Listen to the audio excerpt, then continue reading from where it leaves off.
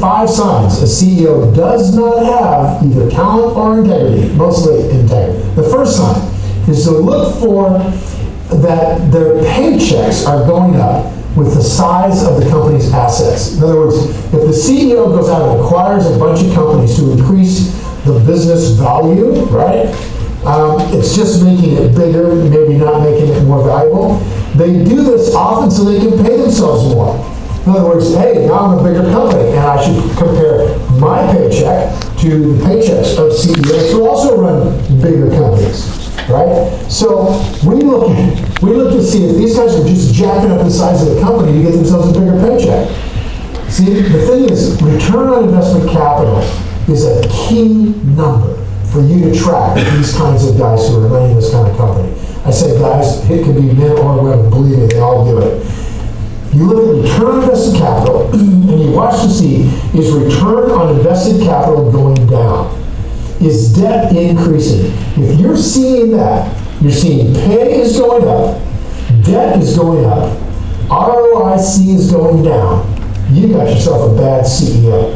A good CEO's pay is not related to the balance sheet of the company. If a CEO has very little of their personal net worth invested, that's a bad sign. I don't like that at all. It's not a killer, but it's not a good sign. When a CEO is earning $4 or $5 million a year and they're not buying stock in the company, that's a huge warning sign. That means they do not have a stake in this company, or they do not trust that it will do well. And don't go along with the idea that those guys are getting all these options and that gives them a stake. A lot of them set it up so options just come into them for free. They have no real stake in the business. I feel the same way about the board of directors, by the way. Disgusts me that boards of directors are out there making $250,000 a year at free access to the Gulfstream 5 jet, and they don't have to share stock in the company.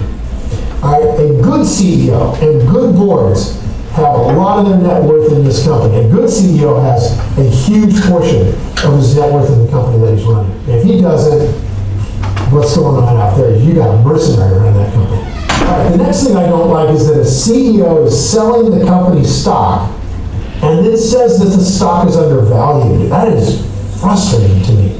What is he doing selling stock for lower than it's worth? So let's say the CEO just got a secondary offering, right? And then he sells the stock at 75 cents a share, but the stock is originally worth $1. It was like he thinks it's worth $1, and he sells it for 75 cents. Why are they doing that? Well, they do it in order to drive money into the company by giving people what looks to be a bargain. But what he's doing by giving people a bargain is he's squandering what his own shareholders own by selling 3/4 of what this thing is worth. Right? So if they're willing to do that, then the CEOs are basically getting rid of shareholders' net worth at a discount to bring in other shareholders' money. This, I grant you, you might have to give people a little bit of a discount to the public price, but if they do a substantial amount of this, you got to really question the integrity there. All right, next, pay attention to the CEO shareholder letter sounding more like it's a pitch.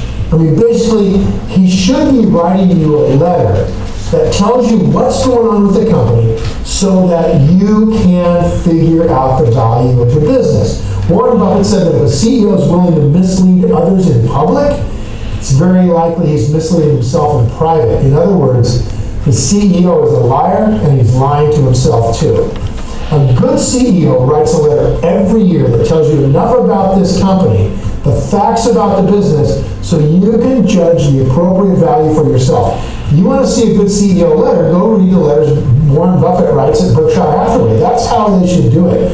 And man, I wish we could just, make them do it. I don't know how. If y'all can figure out a way to make them do it, I'm with you. Let's do it. Now, the last sign to look for that I really think is a big red flag is that the CEO is focusing on earnings before interest, taxes, depreciation, and amortization. This is called EBITDA. EBITDA. EBITDA. And when the CEO is focusing on EBITDA, as if that is the same thing as free cash flow or earnings, or even EBIT, which is earnings before interest and taxes. The CEO is telling you all about the quarterly report about EBITDA, and that paying interest and taxes and the actual depreciation of the assets don't really have a material impact on the value of the business, that is seriously baloney. Very few businesses are set up like that. I mean, some businesses, like Buffett was talking about in his annual report this year, their EBITDA doesn't even cover that, or excuse me, their depreciation schedule doesn't even cover their real depreciation. You need a CEO who's going to tell you the truth instead of hiding behind things like EBITDA. Now, all these things have a critical impact on the value of a business. When the CEO is excluding them, playing with them, artificially giving you high valuations of the business on purpose, that's because they lack integrity. They're just trying to just bolster their own ego. They're trying to push up the value of their options. They're trying to make themselves look good, and they're doing it by cheating. A good CEO focuses on free cash flow of the business and the earnings of the business, not the EBITDA. If you guys see any of these red flags when you're researching CEOs of businesses you want to invest in, believe me, learn from harsh experience. These people are not worth your time, and it's best to move on to the next business. And I got to tell you, if we all did that, if we little guys all took control of our money away from fund managers, away from pension funds, away from all these people who don't care what I'm just talking about, if we all did that and we voted for the kinds of CEOs we should have for our businesses, this stuff would stop overnight. Now, I'd love to hear from you. How do you research a CEO? How do you get the information in the scuttlebutt? Yeah, we will watch more other videos from this guy, because the focus for this class, I try to make it more as an investor, what we should do by reading the financial statement, what part we should be more focused on, not from the perspective of accounting people trying just to understand how the business was running, but we were trying just to catch or find those kind of companies with potentials to grow. So, and that's the purpose for that's a goal I'm trying to do here. So the focus for chapter 3 and chapter 4 and the videos I pick is just for these purposes. Yeah. So, and you guys, I enjoy watching this video. So you think what he's trying just to tell us makes sense? Yeah. The accounting folks, you guys agree to him? Yeah. So for finance, we focus on EBIT, and also we focus on free cash flow.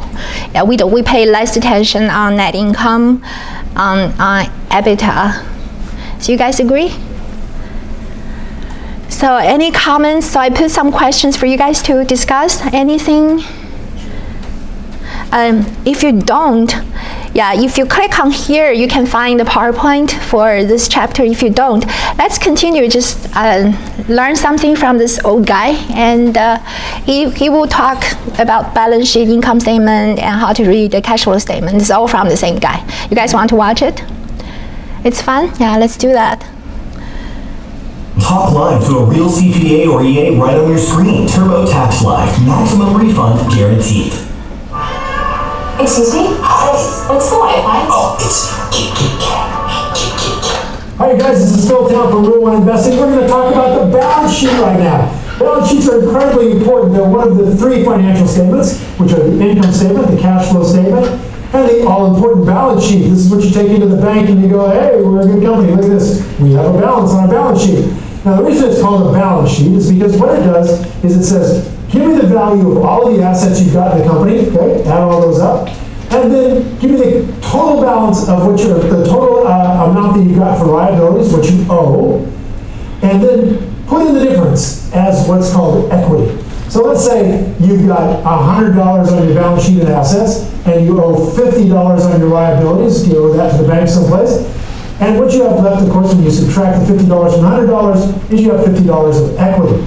Now, the balance sheet is called a balance sheet because the assets have to balance the liabilities and the equity. Those 2 things balance out. So, let's take a look at these major 3 pieces of the balance sheet and how we use them to research for a really healthy, good company. Now, the first piece of the balance sheet is called the assets of the company. And you know about assets of the company. If you did a personal balance sheet, it would be the value of your house, the value, so you own it, the value of your car, the value of your snowboard, the value of your furniture. All that stuff gets thrown into assets. Doesn't matter if you owe money on them. You just put in what they're worth under the assets of the company. Now, included in those assets are things like the balance of your banking account, the balance of your brokerage account, the balance of your 401k. All of those things are in the balance sheet as an asset. The second piece of the balance sheet is called liabilities, and those are the things you owe. So now, if you own a house and you have the value of the house and the assets, you now have to put in the loan value into the liabilities. So you put in what you owe on the car, what you owe on the house, any loans you've taken out, credit card loans, all of that stuff goes in as liabilities. Now, to get to the equity, it's real simple. You just take the total value of all your assets, you subtract the total cost of all of these liabilities, and you get what's left, which is the equity or what you're worth, right? So those are the ways we structure the balance sheet. Now, what's a red flag to look for, and what makes a balance sheet look really healthy? Well, obviously, if you've got more assets than you've got liabilities, right? If you own more stuff, the value of the stuff is worth more than what you owe on it, that's a positive thing. And what we look for on the balance sheet is that equity, the difference between what you own and what you owe, is growing all the time. It's just getting bigger and bigger and bigger. Now that's really super important, because what it means is that you are actually in a business that has money going down into the equity of the business. A lot of businesses make money, they have good sales, they've got good profits, but the profits never make it into the actual equity on the balance sheet because they turn right around and reinvest that into stuff to just be able to keep going as a business. Where we want a business where the balance sheet is growing, that's one of the most wonderful things we look at. We also look at what's called working capital on the balance sheet. Working capital is really simple. You take the current assets, the ones that can be turned into cash in a year, that's things like cash in the bank, right? Accounts receivable you're going to collect this year, and you subtract out the things that you're going to pay out this year. So the stuff you got to pay for, like accounts payable you're going to get rid of, and that part of the loan you're going to pay off this year. And what you want to see is that the current assets minus the current liabilities are a positive number. That means you have positive working capital. Okay? And what we'd really like to see is that it's about 2 to 1. Now, good companies have 1 to 1, that's fine, if they obviously know what they're doing. But in a company we're just looking at, it really looks nice if they've got at least a 2 to 1 ratio between current assets and current liabilities. So those are the critical things we're looking at on a balance sheet: the growth of equity, good current ratio, and what we want to look at, if a real bad balance sheet, look at GM back before it went bankrupt. That was an ugly looking balance sheet right there. And a really good one, again, Apple Computer, fantastic balance sheet. And of course, we always use this balance sheet equity growth as the #1 growth rate to figure out the future value of all the cash in this business. The equity growth rate, according to Warren Buffett, is much more likely to be the true growth rate of the company in the long run, the true growth rate of its intrinsic value. And in fact, he uses the equity or book value growth rate of Berkshire Hathaway to go out to his investors and say, here's how we're doing. So, if you like what you see out here, you guys, subscribe to my channel for more of this great. All right, so make sense? Any questions, any comments? You agree to his comments? The accounting folks, you guys? All right, let's watch the income statement. It's all advices from him. If it were easy to make money in the stock market, everybody would be doing it. They're not rich, and you know. Hi guys, I'm Phil Town from Route 1 Investing, and I want to talk to you today about the income statement, one of the 3 critical financial statements, which include the balance sheet and the cash flow and the income statement. The income statement is all about profit and loss. You've heard the terms top line and bottom line. Hey, bottom line is this, blah, blah, blah. Bottom line, right? That comes from the understanding that there are these 2 major important lines on an income statement. The top line is your sales, the revenue, kind of the gross income you got coming in, right? So the big money that you got when you sell, let's say you got a lemonade stand, it's the dollars you collected. That's the top line. That's the revenue of your company. And then down on the very bottom is net income. Net income is the bottom line. That's what you're making, and that tells you whether you ought to be in business or not.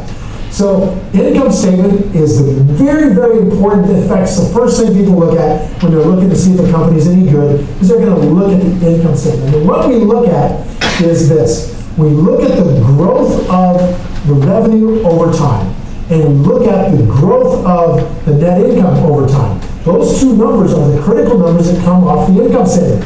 So what are we looking at? Well, every year we see how much revenue the company got. And each year you can compare it to the next year, the next year, the next year, and you should see a steady growth of revenue. Steady. And you're going to look for what that number is. When you use our tool set at rule1investing.com, you're going to get that put out for free, right? And it just automatically tells you, here's the growth rate year by year. Now, you also want to know the growth rate of your net income. And you want to see that also year by year. You're going to calculate it year by year. Now, let's say you're Apple Computer and you're growing at 20% a year, 20% a year, 20% a year like that for 10 years. Same thing down here with net income. And what you see is that the revenue line, the top line, is growing at 20% every year like clockwork. And the bottom line is growing at 20% every year like clockwork. And that's what you want to see. Now, what would be a red flag? Well, a red flag would be that revenue is going up like this and net earnings are going down like that. That would be a red flag. We want to see these things growing together, always together. That's what looks like on an income statement when you've got a great company. Now, how important is that for Rule 1 investing? It's really important. We look at that to see what number should I use to determine the growth rate of the company. Now, the number one number we use comes off the balance sheet. That's the equity growth rate. But we want to see if the sales growth rate, revenue, or the net earnings, profit, growth rates are just the same as the book value growth rates. We also want to see if cash coming in from operating activities is growing at that same rate. So when you do this analysis, you're basically looking to see, am I getting the same growth rate across these major important numbers? And when you've got the same growth rate, at least looking out the back window of the car at the history of this company, you get your long-term growth rate for figuring out what's this thing going to be worth. So if you like what you see on this, you guys. Yeah, so what do you guys think about his suggestion? Make sense? Well, usually we don't pay much attention to, do we pay much attention to like the growth rate of net income? We usually pay a lot of attention to like the growth rate of the sales, right? The revenues. But do you think it's important for the growth of net income also? Yeah. Anyhow, let's watch the third one, cash flow statement. Hi, this is Phil Town from Rule 1 Investing. We're going to talk about the all-important, super critical cash flow statement. Right? There are, just as a reminder, 3 financial statements that are all important, and all of them show us different pictures of the company. Now, if you want to learn to be an investor, you got to learn to, speak investorese, or whatever you'd say, right? Investorese. The language of investing, the language of business, is found in these 3 financial statements: the balance sheet, the income statement, and the cash flow statement. Now, cash flow statement is used to determine if the company we're researching is healthy. That's what we want to understand from the cash flow statement. Is it healthy from this very important point of view? Do you have the cash coming through so that you don't run out of money? That's the critical aspect of the cash flow statement. Earnings statement tell you if you're profitable. The balance sheet tells you that you have a company that's worth more than what you owe. And the cash flow statement is there to show you that the cash is available for you to function. So the cash flow statement is kind of like looking at the gas gauge on your car, right? Do you still have gas in the car? Now, when you look at the cash flow statement, there's some pretty big red flags that jump out at you. When you see the cash flow statement, right on the top line of it, it's going to say net income. You're going to get a number from the income statement that's the same on both of those 2 statements. So the cash flow statement takes the net income from the income statement and it begins the cash flow statement with it. And what that does is it says, okay, we've got this net income, this GAAP accounting, this sort of fictional number of how much money we made. Let's turn that into real dollars and see if that's what we actually got in the bank. So the first big red flag to look for when we're looking at a cash flow statement is you go down to the first big major bold section of it, which is operating cash flow or cash flow from operations, and it's a smaller number than the net income. Or a real red flag is it's negative number.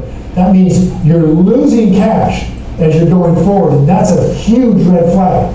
Now, another big red flag on a cash flow statement comes down to the last section, which is about financing cash. In other words, if you have gone out and borrowed money, that'll be in that third section down there. And if you've gone out and raised money by selling stock, that'll be in there. Now, here's a red flag that really jumps out at me, like when I looked at a company like GM, and you see that they are paying dividends. So this is money paid out, and it's in that finance section of the cash flow. They're paying dividends, and you notice that they don't have the cash flow out of operating cash to pay the dividends. So where did they get the money? The dividends are flowing out to investors, but the money isn't coming from actual operations. Where's it coming from? And then you see that they're borrowing as much money as they're paying out in dividends. Holy smokes, gigantic red flag. Now, there are some gotchas out there that are beyond that, but those are two of the really big ones that you want to watch for. Now, let me give you a couple of examples of really good cash flow statements and really bad cash flow statements. I just mentioned GM. Take a look at rule number 1, my book that I wrote that got to the top of the bestseller list, goes into this in the GM example, where GM was having a terrible time with cash flow and still paying out those dividends every year to kind of create a fraudulent experience for the investors. I mean, the investors are looking at this and going, hey, GM must be fine because I'm still getting my really nice dividend. When in fact, GM was borrowing money from over there someplace and may never be able to pay that loan back and go bankrupt in order to pay you your dividend. So you end up paying about $80 a share for this company to get your little dividend, and then the company goes broke. That's a horrible problem. And you would have seen that in the cash flow statement. Now, Apple Computers is exactly the opposite. They have huge cash flow, giant cash flow that comes in. Cash flow is way bigger even than their earnings. And so when you're looking at a company like Apple, you can put a value on it that's maybe larger than what I would expect to see from just earnings growth because it's so much cash. Microsoft back in its heyday, same kind of thing, just growing cash like a maniac. So really good companies produce real good cash flow growth, and of course at some point that turns into free cash flow that can go in the pocket of the investors. Now, we love cash flow growth, and we love to see what that growth rate is. So one of the things we do with Rule 1 investing is we look at the cash flow growth, both in terms of operating cash flow and free cash flow, and we compare that to our growth rate on earnings and see if it's the same. If it's the same, lovely, we love that very much. And if they're the same, we can use that as a way of figuring out the value of the business down the road. So if you like what you've seen here, you guys subscribe to my channel for more content, teach you all about how. Okay, Car, can you turn on the light? Thank you. Okay, so what do you guys think? Any questions?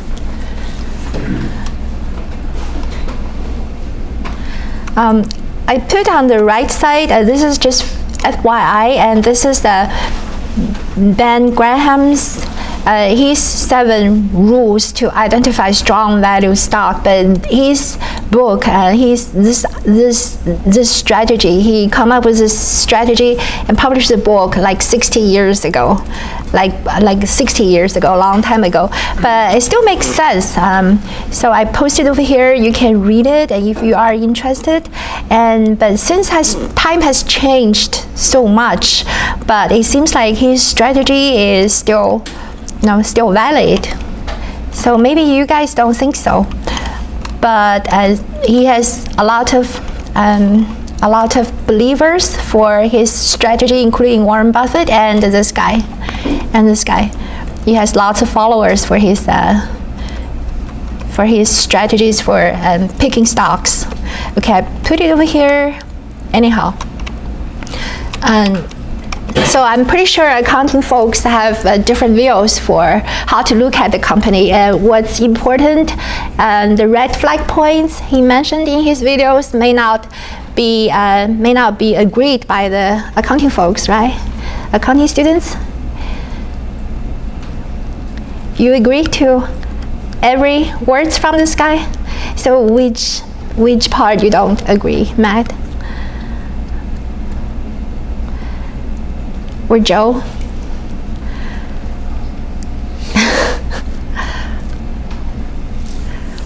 Anyhow, so he mentioned a really good point. By checking on these kind of financial statements, and the key point is to figure out the potential growth of the company, right? So he's checking on equity growth rate, like revenue growth rate, net income growth rate, cash flow growth rate, and then so yeah.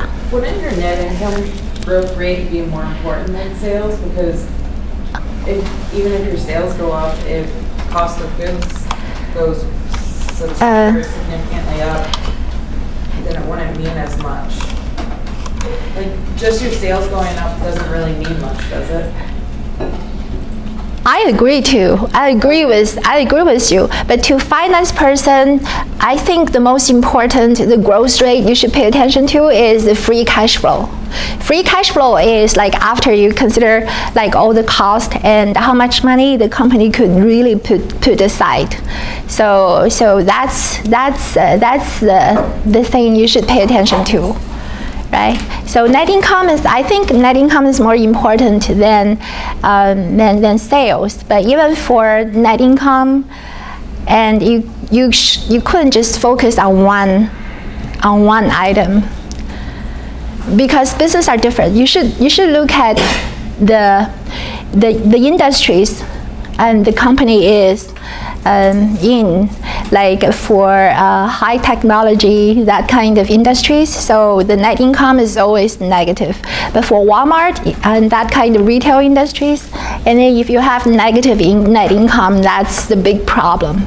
But for some other industries, net income negative is just very normal. Yeah. But for finance people, like we focus on EBIT, earnings before interest and tax. We don't pay much attention to net income, and we also focus on the free cash flow. So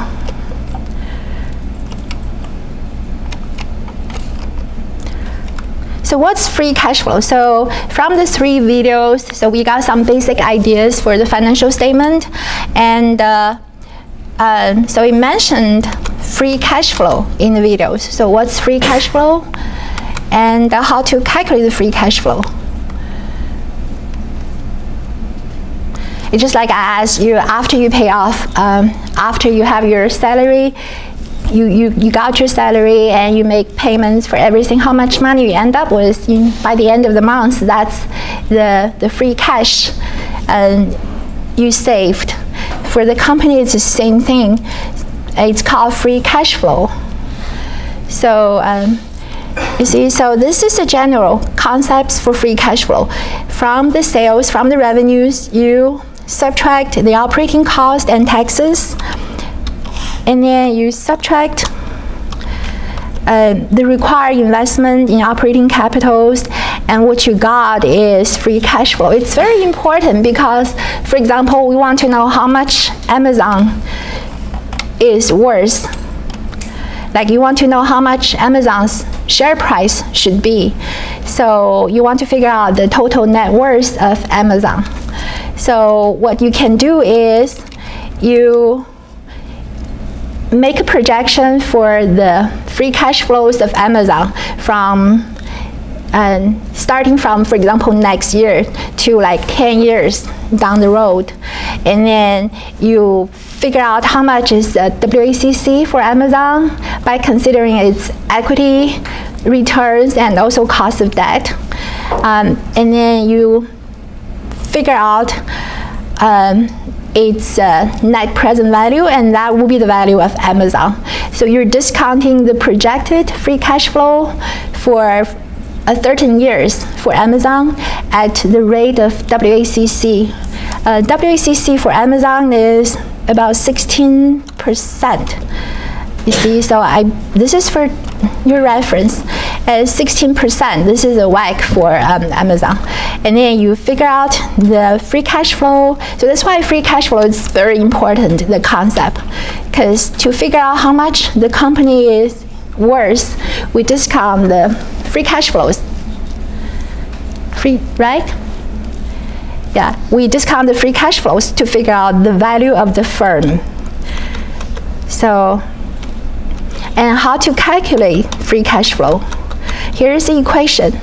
So this is a general idea, and this is the equation. So,